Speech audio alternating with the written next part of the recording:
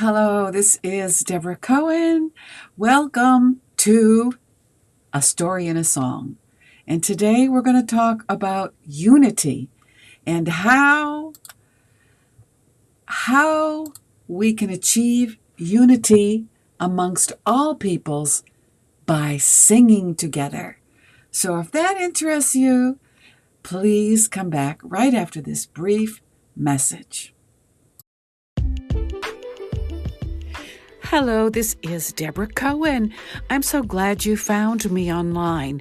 My music is a variety of genres, starting in the 80s as a new wave singer-songwriter, opening up for Joan Jett in Kenmore Square, Boston.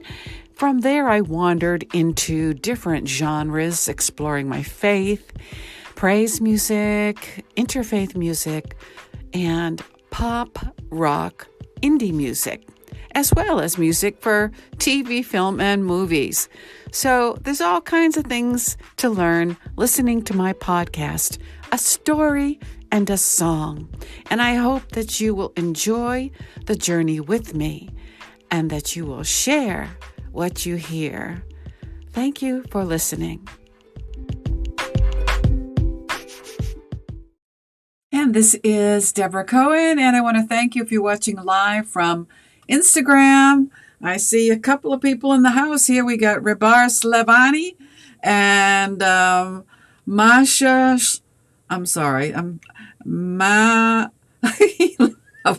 Oops, I'm sorry. I'm not doing a good job here. Masha Sokol Music and Melanie Joy Music. Well, how about that? And more to come.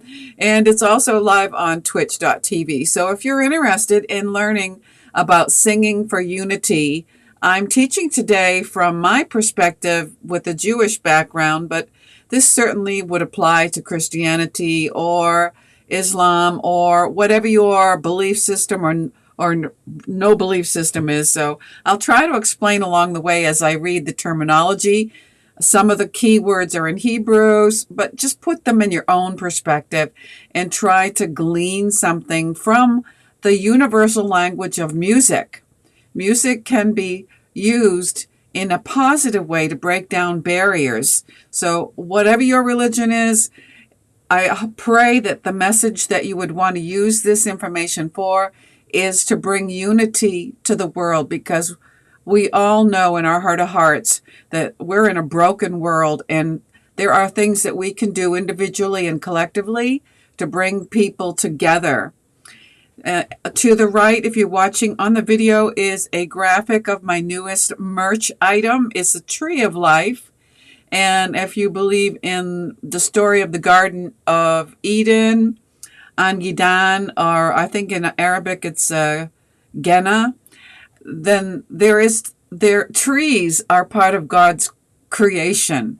And it's a message of bringing people together by nature. So if that appeals to you, you can find my merch on Amazon.com. Just look for Deborah Cohen on Amazon, wherever music is streamed. So let's begin.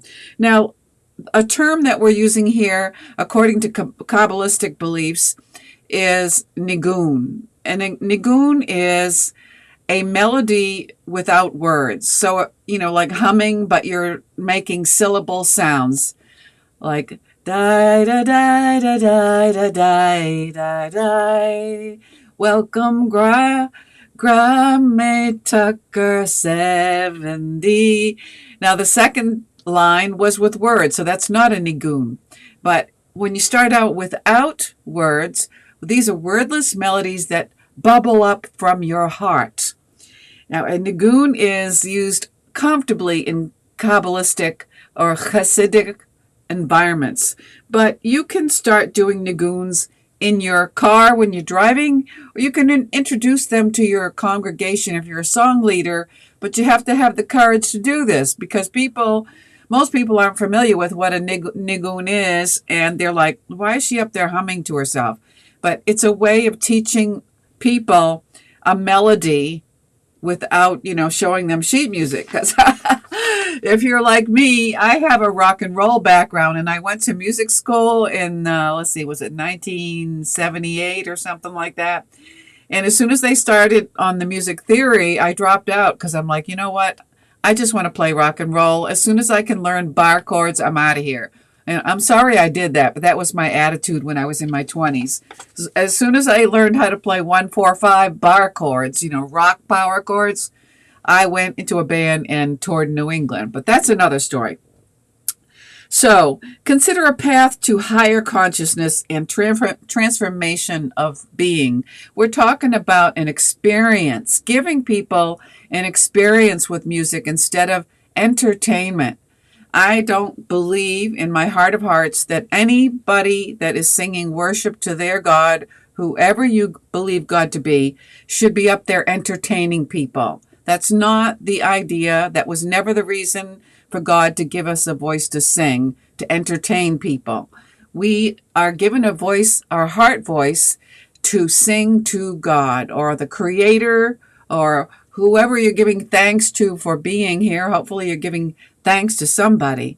It's for the sake of inviting others into your circle of song to sing together, not for you to sing only and them just to listen. That's not it. That is not what God wants. It's written in any of the texts that you look into, and I'm going to share this with you. If words are the pen of the heart, taught Rabbi Shneur Zalman of Liadi, one of my favorite rabbis from the past, then song is the pen of the soul. Let me say that again. If words are the pen of the heart, then song is the pen of your soul. Song is the pen of your soul. We all have a soul that lives on after the physical body decays after death. That song, that soul has a voice that wants to be expressed. And a lot of us squelch our own soul voice because we've been told by somebody, oh, you can't sing. It's better off if you're quiet. Well, that person is ignorant who said that. Even though it may be true, we're not to cut each other down because we're not perfect. None of us are perfect. You should suggest instead, I hear your heart song, but could you try to take some ear training? I mean, I say this to people often lately because I see people that want to sing, but they can't carry a tune. And so we tell them, oh, please don't sing. Please don't sing, and maybe they don't have a really good voice, but they can have one. Like anything else, why do we go to school? To get better, to develop our skills. And one of the raw materials that we were born with, most of us, if you have a voice, is a soul voice. And don't let people chop it off and quiet you. Go get some training. It's called ear training. You can find it for free online. And it teaches you how to hear notes and what notes are correct. It's practice. Very few of us are born with the gift of being able to sing in key and keep it there. It's called ear training. It's something that you learn. So if you see somebody with the heart to sing, don't say, man, please don't sing. Just say, you know what? I hear your joy of singing. I can hear your heart voice. But you know what? There's lessons that all of us can take, including myself. I took them. It's called Ear Training 101 to help you to hear the sounds that you're expressing with your heart voice so that they appeal to others, because that's what you want to do, right? You don't want to be like a bullhorn offending somebody with your noisy voice. You want to attract people to that loving expression of your soul by getting the needed training. So the soul's pen, however, writes in the opposite direction from the heart. While words carry meaning downward from God, God's own primal consciousness into the minds of sages and the lips of prophets to inscribe them upon human hearts, song carries the soul upward to be absorbed within the infinite light, aka God. So Why would you ever want to deny any individual human being the experience of lifting up their voice to the light, the infinite light we'll call the Creator, just because they can't carry a tune? Help them to get there. Everybody needs to practice being able to sing in front of others without fear. It takes a lifetime, at least it took me. And why am I saying this? Because my mother, when I was a teenager, I used to go into my bedroom and feel better about myself when I would turn on Olivia Newton-John or the Beatles and have a soul singing session where I closed the bedroom door and I sang up to my heart's delight with the Beatles. It was therapy. It's mental health. And I came out of my bedroom to have dinner with my family, and my mother said, "Was that you singing?" And I said, "Yes, Ma." She said, "You sound like a sick cow." Well, that destroyed me as a teenager. That destroyed my self-confidence. Words matter. You can hurt somebody, even if you're sarcastic. It's not good. We really, if we want to make this world a better place, we have to think of lifting up others instead of destroying people with our words. So while words carry meaning down from God, song carries the soul up. So don't you think that the Creator is pleased when we deliver our heart in a song? It's Christians call it a living sacrifice. It's for all of us to sing to God. That is why nigunim, which is plural for nigum, which are wordless melodies, generally have no words. Words limit and define. But the nigun tears down the soul beyond all bounds, beyond all words. And if I'm singing in English and you don't know what I'm saying, that's not edifying your brother or sister. It doesn't work. You all have to be able to do the same thing. So what can you do together? You can da da da da da da da da da. Everybody can go da da da da da da. Try it. Da da da da da da da da da. Now we're not on Zoom, so I can't hear you. Da da da da da da da da da. Now it's a melody that came off the top of my head. I hear music in my sleep, and I sometimes have to stop and write a song. Well, in case you don't know, I'm a songwriter, okay? So a tzaddik, or a righteous person, and this is from a Hebrew perspective, is one who has mastered the animal inside and achieved a higher state of being. So an example would be, because we have an animal soul and a divine soul, that we have to take a choice, right? Do I want to say something that's going to help somebody else? Or do I want to say something from the animal soul that has, it might even be the truth in the physical realm, but you want to lift people up to a higher level of spirituality. That's the divine soul within each one of us. Okay. That is why each note and nuance of a nigun must be precise. So we're talking about ear training again. If you're all going to sing together in a group, it would be nice if you all sang the same note, and in the defense of the people that are trying to get this, I've heard many song leaders that can't carry a tune, and they should not be up there if they haven't done their homework. That means ear training. Okay. All right. The tzaddik's mind, or the righteous mind, and the soul are held within them. So you can get to a place with singing where you have a command of the divinity inside of you, and inside of all of us are sparks of light from God.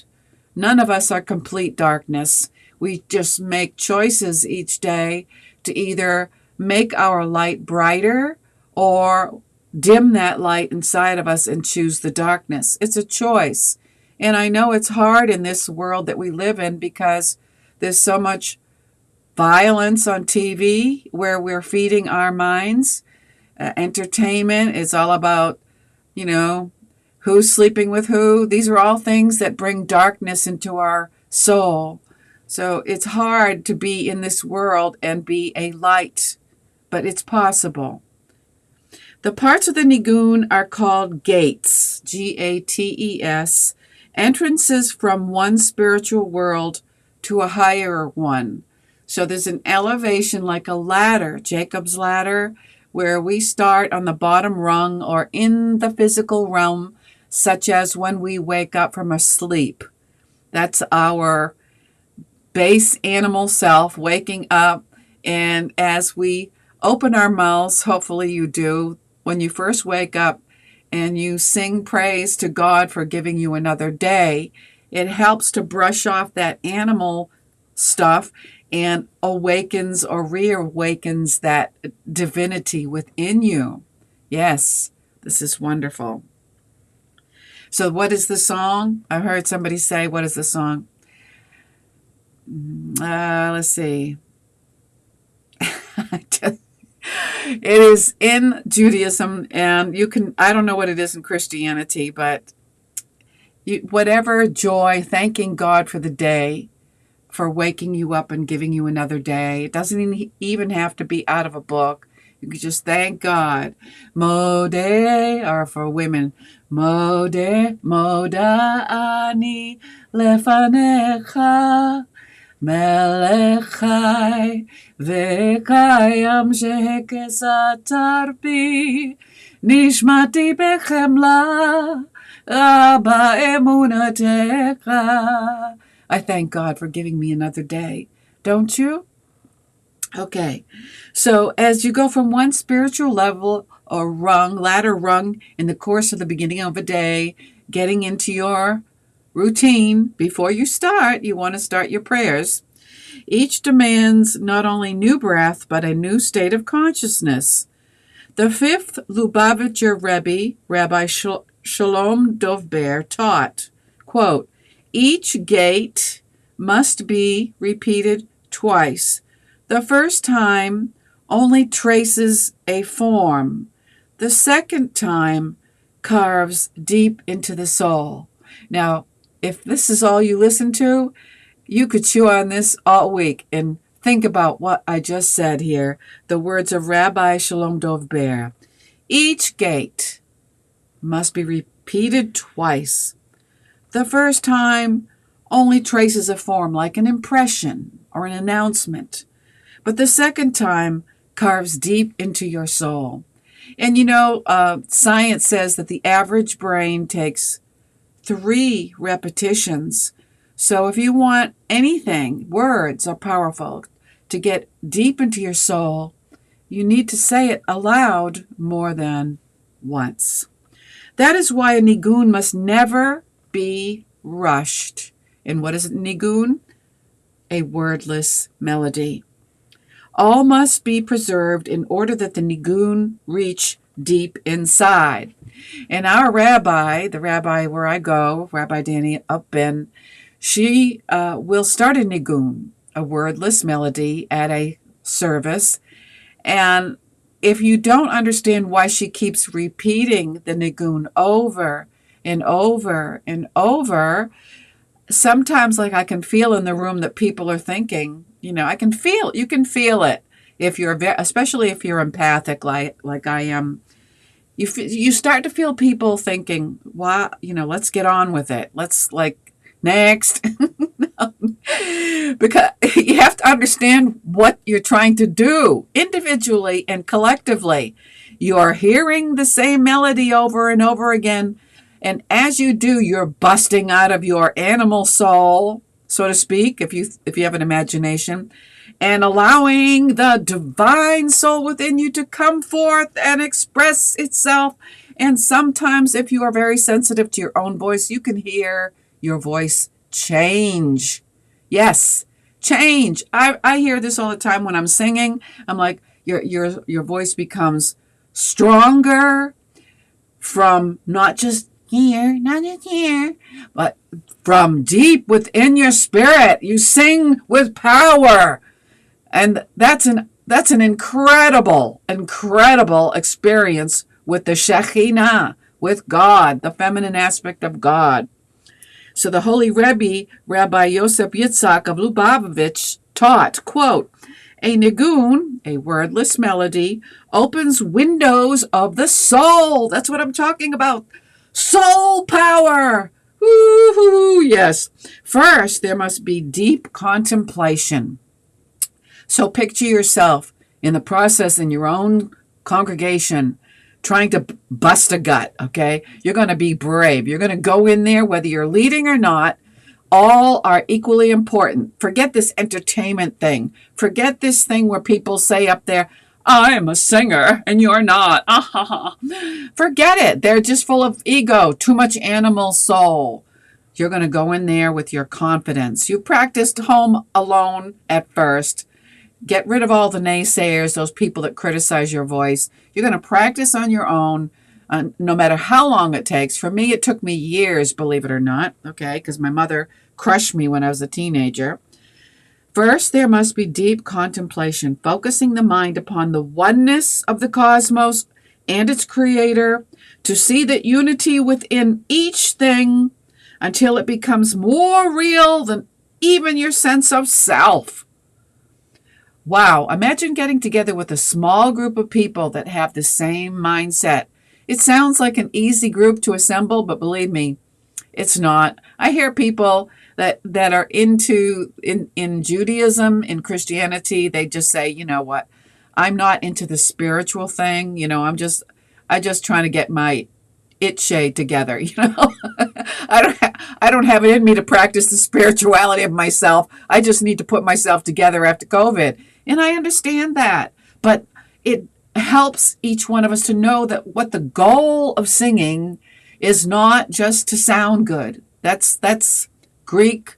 That's the Greek mindset. That's American Idol mindset. That's not the God mindset. You've got to go higher. If you want to go higher in God, if you want more of God than you had yesterday, then you have to do something. God's just not going to drop down in your lap a feel good. You have got to sing to God. This is how you get closer to your creator, to the creator.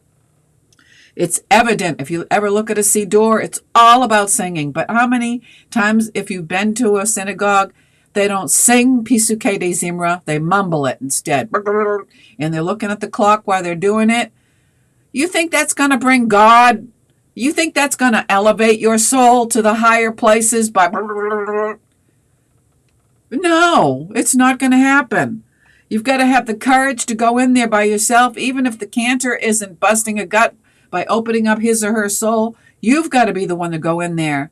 Not with an attitude of rebellion, no, of love. This is why you've got to, I'm talking from experience because I get so frustrated. In the past, I'm like, oh, I'm going to sing my lungs out. But that's not what you need to do. I mean, you need to feel the room. This is part of anybody that's skilled in singing. You got to feel the room, meaning you don't want to be the loudest one in the whole congregation. That's not what you're trying to do. You want to lead people. If the person up on the bema or the pulpit doesn't know how to do that, then you in the congregation can do it. Okay? So, first, again, like I said, you must be in deep contemplation. You got to humble yourself. You don't want to go in there and start singing your head off and everybody's looking at you like, what? And sometimes they do that to me when I'm in there. I'm like, you know what? I'm just singing to God, and people will look, and I'm like, I'm not looking for you to look at me. I'm looking to climb that Jacob's ladder to the higher heavens. And people go, oh yeah, okay. So first there must be deep contemplation, focusing the mind upon the oneness of the cosmos. Oneness, echad, oneness. Loving everybody in the room because they haven't learned this lesson yet, and they are not being told from the pulpit or the bema. They don't know what this nigun thing is. They're like, stop. You can feel it in the room. I said before, it's like a record, if you have the old 78 or 45 albums and you feel like it's stuck, it's skipping. The nigun keeps going over and over again, and some people are thinking, well, let's get on with this and do something else. No. We're trying to get deeper into the spirit. We're thinking about the cosmos, the oneness of the cosmos. We're thinking about the Creator and a sense of unity with everybody in the room. To see the unity within each thing until it becomes more real than even your sense of self. Yes. So even the one that's going to go in there and use their voice to bring unity into the congregation has to be thinking about everybody, including your voice. But the contemplation may remain frozen in the realm of cold intellect. If you are stuck in your own mind and become too self-conscious, or you're thinking, I'm going to show them how to sing. No. Nothing's going to happen except you're going to stand out. People are going to get upset with you because they think you're not up there on the bema. Why are you the one that's louder? No, you don't want to offend people. Meditation may enlighten the intellect, but a nigun can uplift and transform all of your being. Yes, let me say that again in case you were sleeping. Okay, meditation, and I love meditation, may enlighten the intellect. Yes, the one. You're in the zone of meditation, but that's not high enough. But a nigun can uplift and transform all of your being, not just your mind, your soul too. Nigun singing. Yes, that is why the ancient prophets would sing and play musical instruments as they awaited the gift of prophecy. Wow. Now, I'm reading this from Chabad. So how many people that are Jewish was wondering if I was going off into the woo-woo land, when actuality, this is Jewish Roots 101. How many of you know that when you're singing together, like the ancients were singing, they would play instruments? And then doesn't that make you wonder why not? Can you have a lot of synagogues don't have instruments on Shabbat because they got the band mentality. They don't realize the instruments can be used to draw God near. Like King Saul, he was being assaulted by demons. And so he would call King David into the tent and ask David to play his instrument. And David played an instrument and God came into the house. So if it's okay with King David, then why can't we have instruments of worship in the house of God, the house of prayer? I know some people say, well, it's works. You can't do any works. Carrying an instrument to the bema is work. Get real, people. Okay. Did David say I can't do it on Shabbat because, I can't carry anything? I don't see it. I don't see it written anywhere. Okay. So not for the sake of transcendence alone. Okay. Let's skip back a little bit. In this way, they would strip themselves of the barriers of the body and mind. Instead of looking around, you're not doing that anymore. You're opening yourselves as channels of infinite light. We can all be channels of infinite light. I experience this, and it takes work, avodah. You have to do it with your heart, your soul, with all of your being. You can't be afraid of what somebody thinks because you opened your mouth to sing. But you've done your ear training, so you open your mouth with confidence because you're going to be singing the same note as the song leader. That's important. Okay. Not for the sake of transcendence alone, but to draw that transcendence down to earth, to awaken the hearts of humankind, everybody in the room, humankind, to the inner truths of life on earth. This picture of the tree of life, to get each one of us out of ourselves. Many people come into the congregation broken. They're looking for healing. And you can help others by doing your homework if you have a good voice. Understand how to use your voice in a group setting, not to say, look at me. It's not that at all. You need to go back to school and realize, go to Chabad and learn.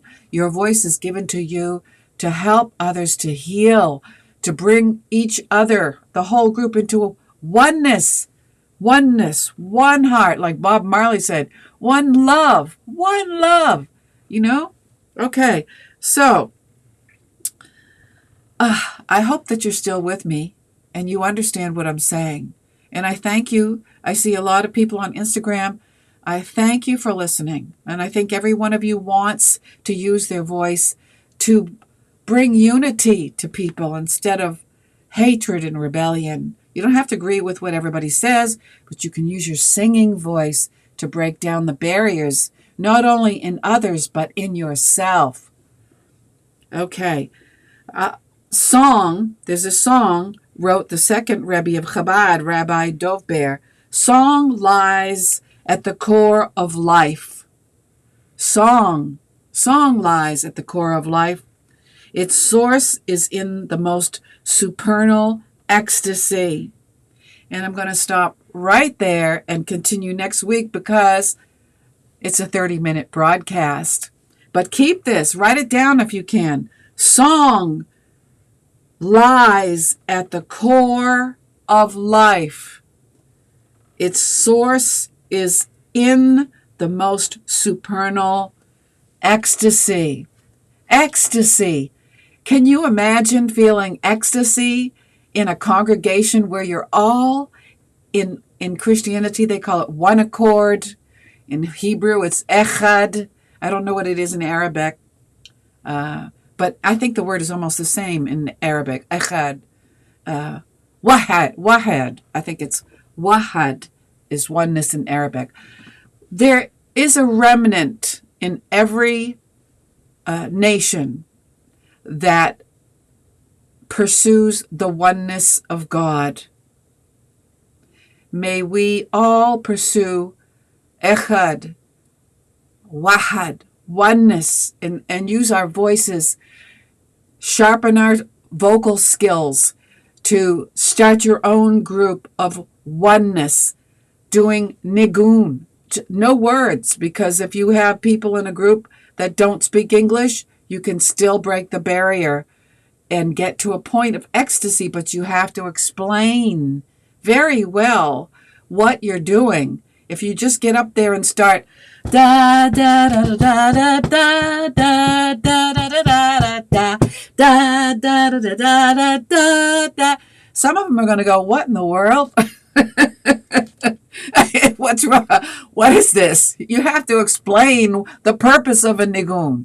Okay, so I hope that you enjoyed this, that you'll come again next Sunday at 11:30 a.m. Eastern Time for A Story and a Song. And please look for my podcast on YouTube, A Story and a Song, and subscribe so you can share the archived video with somebody else. Maybe you're trying to start a group with somebody and you want to start a group singing all wordless melodies. Well, share this podcast with them to help them understand. You could say, hey, do you want to get together and do a nigun group or a wordless melody group? And they might go, huh? So share this teaching with them and let them sit on it and see what they say. Thank you for listening. Don't forget to check out my music, DeborahCohenMusic.com, and my band merch on Amazon.com. Just look for Deborah Cohen. Thank you very much, and I hope to see you again next week. Yes. We are the people of the human race. Look at your brother now living in disgrace. Do you give him a hand from where on earth you stand? We all have needs in this disunity. People point fingers at their enemies, thinking of hurting one birth from the same seed. People.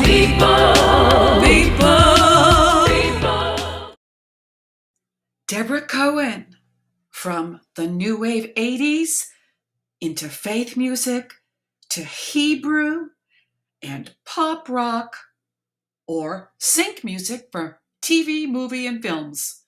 Multi-genre music, Deborah Cohen.